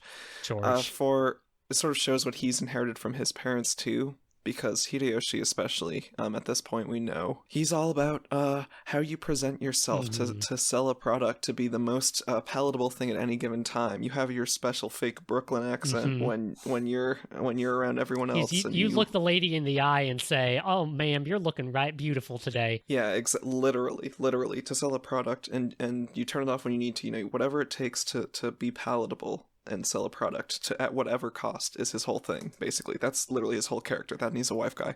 And George at this point, is like, he shows his colors, and how as an adult who's George's whole arc is like, he's grown into he's good with kids, he's good with the parents, he's a fine businessman and a fine grown man. He's learned how to behave, but it's like this whole time he's good with kids and he's being good with Maria. He's the one who can connect with Maria. When she's getting abused, he can't stand up for her because he knows that like the proper thing to do is to not get involved when it's someone else's business and not make a scene, even if it's a child being beaten. So like, special shout out to George for like inheriting that shitty trait of his parents. Yeah, there. Like George as the adult of the cousins, like it takes on a totally different meaning here, because you realize, oh, he, whether you read this as a positive or a negative trait, he knows how to play the game, and he knows the rules of the game of the Ushiromiya family, and he knows that, like, rightly or wrongly, he believes that that's just the way it is, Sometimes parents just got to take care of parent stuff their own way, and, you can't, I'm not part of their specific family, I can't really do anything. And it's just, like, the indoctrination of it. Yeah, two-facedness is... Yeah, that really pissed me off. I was like, George, you piece of shit. Like... Yeah. Ugh. And then, what happens next, the kids leave. And then, fucking... Maria and Rosa are still there, and Maria refuses to leave without the rose, And Rosa's like, okay, well then, she doesn't say this, but effectively she's like, okay, we'll die in the fucking thunderstorm then. I don't care. And then she fucking leaves. Goes to sleep. She fucking leaves and takes a nap. And I'm like, I get it. Naps are nice. But like, I was so livid during that section. Like, I was just like, okay, Rosa's the fucking worst. There's no redeeming her. She's dead to me. No. Yep, me too. That was my exact As she's reaction. walking away, the narrator, the third-person narrator, like, notes that Rosa isn't leaving because she's... Or the way the narrator puts it, I guess I should say, is that, like, Rosa is worried that she will continue to hit Maria if she sticks around. So she's like... So she removes herself from that situation, which is a very generous read of that situation. But two, like, also probably true, you know, this is the way that abuse happens. It doesn't happen from strangers in vans offering you candy. It happens from, like, fucked up relationships with people who you were already close with. And, like, abusers aren't, like, mythical dragons who, like, aren't also human beings. Like, maybe Rosa totally did feel bad about what she was doing with Maria and, like, left to cool her head for a little bit and thought, well, I'll come back out, and, like, she falls asleep. Like, maybe that is what happens, but the bottom of the matter is, like, Rosa is an adult woman and Maria is 9 years old, and I don't care like how bad you feel about it, because later she comes back and she's like, oh, Maria, how could I do this? Oh, Maria, I'm so sorry. I'll buy you your special candy or whatever the fuck. Like, it doesn't matter how fucking bad you feel about it. Like, that, you did that. And, like, I think that Umineko does a very good job of painting abusers and abuse specifically, like, not as, like, some kind of specific evil that is removed from humanity, but as a thing that happens because of people's humanity and their flaws and their foibles and all of this stuff. And that doesn't, and also at the same time not excusing it because of that. Now, I've got additional theories about Maria and Rosa's relationship and about how Maria does not actually like Rosa. But I don't want to get into that because it involves information from the bonus episode thing at the end. Oh, well. But I want to know. Oh, yeah, we can circle back to it. I want to... So they all fuck off. Everyone fucks off. Maria's left alone in the thing. Kinzo says some shit. He's been saying shit, like, basically at the end of every chapter, like, very ominously. The dice are about to roll. And he, like, takes his head ring, the ring of the head of the Ishiramiya family, throws it out into the night. What do you call it? It's called the crown. Oh. Okay. Fuck. I'm sorry, that was fucking funny. So basically, 6 p.m. rolls around. The storm is fucking raging, and no one knows where Maria is. The cousins are in the guest house. Cannon comes to get them to take them to dinner, and Cannon's like, hey, where's Maria? She wasn't in the mansion. I thought she was with you. And they were like, oh, we thought she was with Rosa. And then at the same time, Rosa is in the mansion being like, what? Maria's not back yet? And her whole fucking song and dance. So everyone runs out on their own into the rose garden to find Maria, and they find Maria standing in the same spot because Rosa told her not to move, holding an umbrella. And, like, Rosa asks, oh, who gave you that umbrella? And Maria says, oh, Beatrice gave it to me. And Rosa, not wanting to push things at the moment, leaves it there. But then she asks over dinner, hey, who gave Maria the umbrella that she was holding? And everyone denies it. I have the breakdown here. So Kraus, Rudolf, Kyrie, Eva, and Hideyoshi were all talking in a different room from when Rosa left the first time to go beat her child until dinner. God. When Kraus summoned Genji, and they both went to go try and get Kinzo out of his study, the rest of them went straight to the kitchen. So they are all accounted for. Shannon, Cannon, and Kumasawa were all making the guest rooms up together the whole time, and Cannon only left when he was asked to summon the cousins. So they're all accounted for.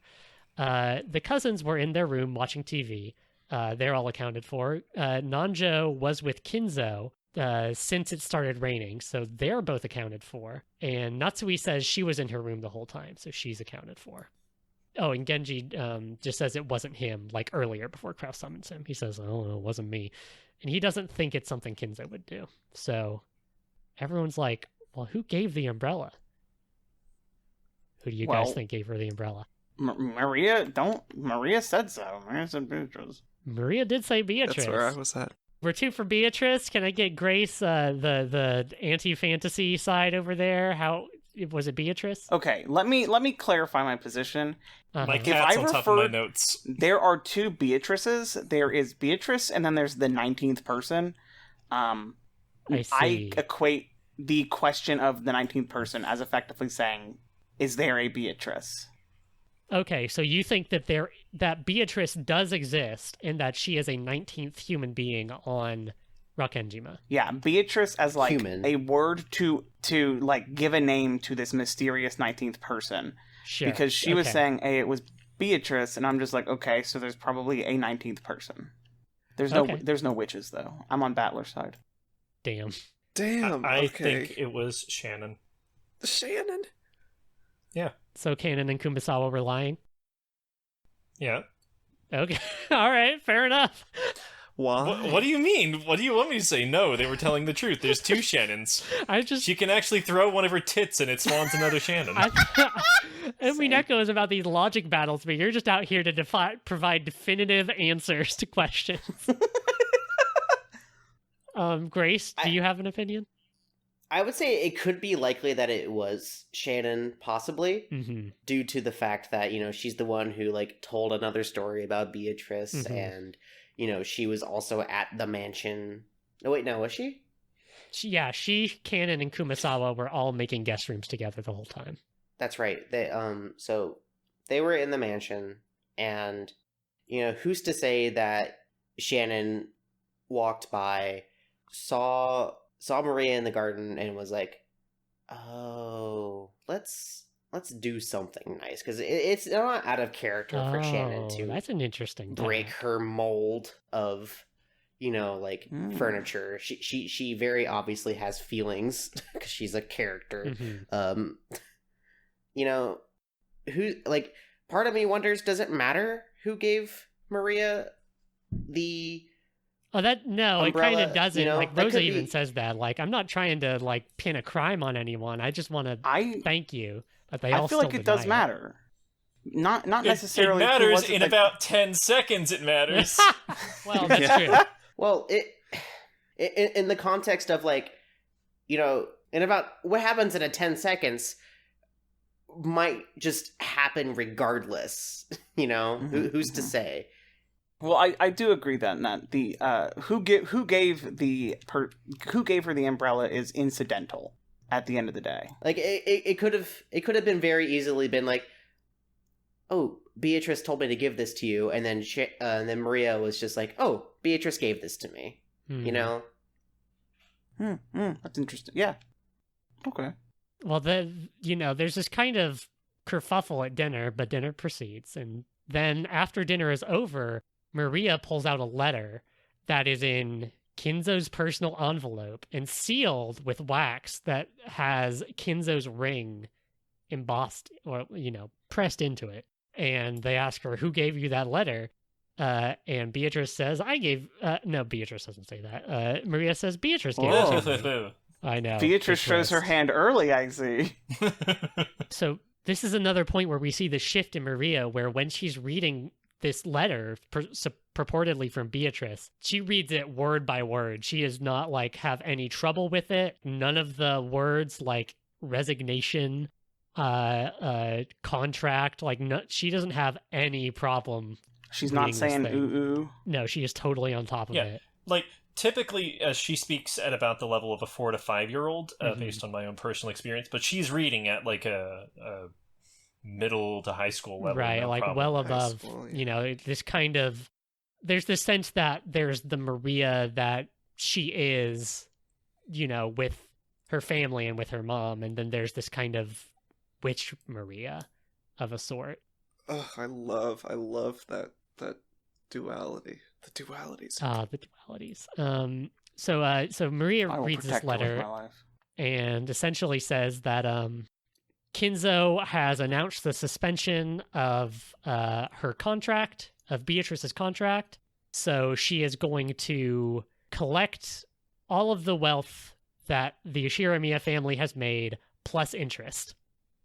However, I will not collect my interest if you conform to this special clause.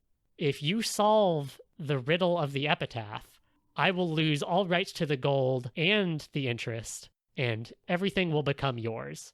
Tonight, I ask that you enjoy your battle of wits with Kinzo-sama to the fullest. I sincerely pray that his night will be both intellectual and elegant. Signed, Beatrice the Golden. This is why I earnestly believe it's magic. One, how did any of this letter stuff happen? You know, we could go through the logic of that, but realistically, like, between the umbrella and the letter, and none of that being sufficiently explained within the game, I'm like, okay, Beatrice is really the easiest answer here. But beyond that, what does anyone else who could be on the island stand to gain by killing literally everybody? Killing everybody? Well, they would gain all of the Ushiramiya family money. $200 million? Including the kids? Not just the gold, which is like of tenuous, what does it exist or not? Who knows? They would certainly gain all of Krause's money. Remember, all of the adults all need a lot of money right now. Right now, all caps. So there is just cash. They could stand to gain cash. Would they kill their entire family for it? Debatable. Also, how did they get the ring that Kinzo had thrown out the window to seal this letter, unless it was Kinzo, which, like, I don't think anyone here thinks it was Kinzo. Well, he's lost in the sauce at this point. He's high as hell on absinthe, wanting Fetch to me my kiss demonic Beatrice. absinthe. I like the line. use of high with It is absinthe. a I think Four that's Loko funny. poured into a Baja Blast. God, that Sure. sounds amazing right It's like now. hell. But this ring, which was thrown into a random bush anywhere on the island around the estate that nobody else saw get thrown in there, how could It was that have thrown been into used the to seal the letter? courtyard where a child was. Is it the same courtyard? So, okay, wait. Fairly certain. Hang on. I'm trying to understand your argument. You're saying Kinzo throws that ring out into the courtyard, apparently at random. Someone comes along, this Beatrice, whoever Beatrice is, comes along, finds the ring, has some hot wax with her, seals Oh the my envelope, God. and hands it to Maria. Oh, you're out of... See, this is... Y'all aren't thinking with magic. Let me walk you through this shit. Okay, Let me walk Maria. you through how Beatrice did this. She hears every crazy thing that Kinzo says, because she's like got like a pact bond with him or whatever. So he throws his ring out, and she's like, oh, that was fucking crazy. And one, either she sees him do it because she can see everything because she's magic, or she doesn't even need to do that, but she just like... snaps her fingers and like retrieves the ring that has been like ritual. It's about the act of offering, you know? It's Totally. about the He gives it intention. to Beatrice, doesn't he? He throws it So out. once he's given her the ring, she can just like summon it, you know, like a magic card appearing trick. Close up magic. That's exactly what Beatrice would want you to think.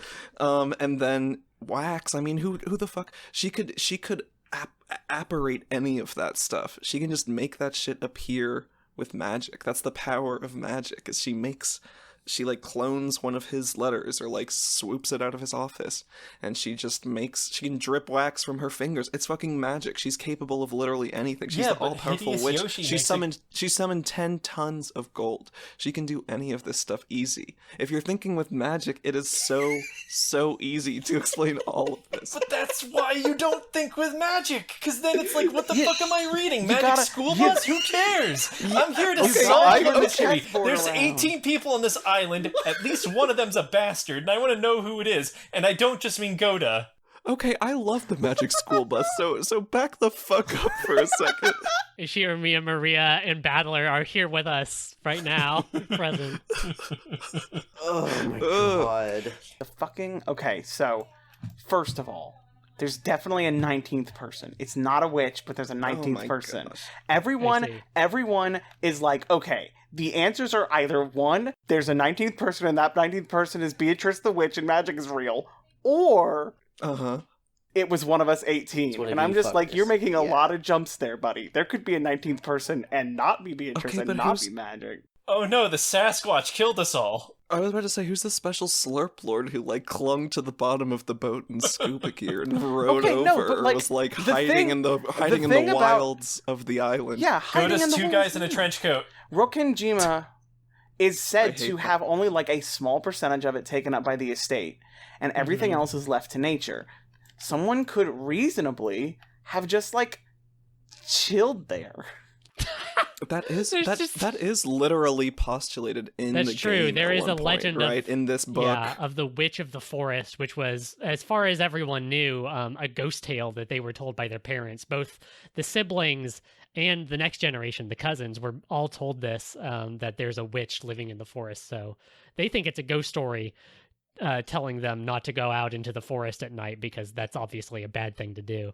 But Izzy, maybe there just is a witch in that forest, just living in I a love hut the image. somewhere. Yeah, of someone just like eating like raw ass like rabbits and sparrows, 'Cause they like can't cook it, totally they butt fire. ass naked, running around the forest, biding their time until the meeting comes. And someone that Maria would recognize as Beatrice. Oh yeah, she's also beautiful and well Yeah, kept. they made a in beautiful Beatrice's dress out literal... of rabbit skins. Yes, exactly. Oh my god. Okay, some very compelling opening salvos from everyone here. Why don't we either, I'm not quite sure how this is going to come together. Maybe we will take a break. Maybe we will take a break from this particular podcast and start a new one. Who knows? But for you, the listener, please continue to stick around and join us right back here for more of Golden Truths. I'm gonna get a fist fight in here. Twitch.tv/IzzyTimestream. You're screaming over the music that's fading up around you. Go follow me. Give me your money. Witches are real. God. Fuck witches.